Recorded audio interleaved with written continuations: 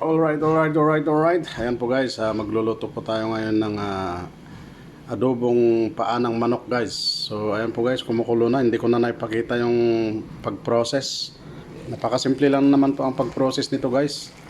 Ayan, so pinapatuyo ko ng konti. Tapos lagyan natin ng konting mantika para yun ang magpapaano sa kanya. Ayan. May dalawang itlog po yan. Yung dalawang itlog ko ay nilaga ko na para isama ko na dyan sa ating adobo ngayon. Tapos siyempre nilagyan natin ng patatas at may mga ano yan. Ayan, nadurog pala yung ano, nakanahati. Yung isang itlog ko. Ayan. Lagyan din po natin ng sili. Ayan. Tapos ito. Alright. Okay, alright. So, lagyan po natin ng konting mantika o hindi na. Wag na siguro. Konti lang. Konting mantika lang. Yan ang pang ano natin dyan, pang tuyo. Pero konting sabaw lang para ano, masarap. Alright, halo-halo. Haluin ng haluin. Ayan.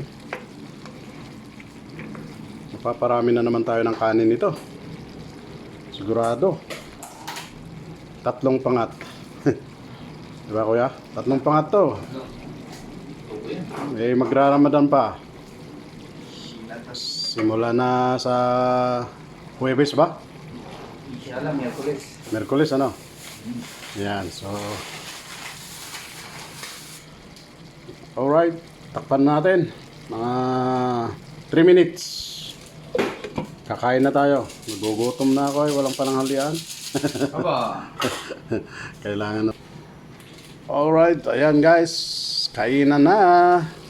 Swabing-swabe ang amoy at lasa, di ba? Amoy pa lang ulam na. Alright. At dito naman sa kabila ay nagluto rin si Kuya ng adobo rin, pero ito ay balat ng manok. Kanyang prepituin gagawing chicharon. Wow, sarap. Yummy. Yan po ay balat ng manok guys. Yummy-licious. Alright, dito tayo. At gugutom na. Hindi na mapigilan.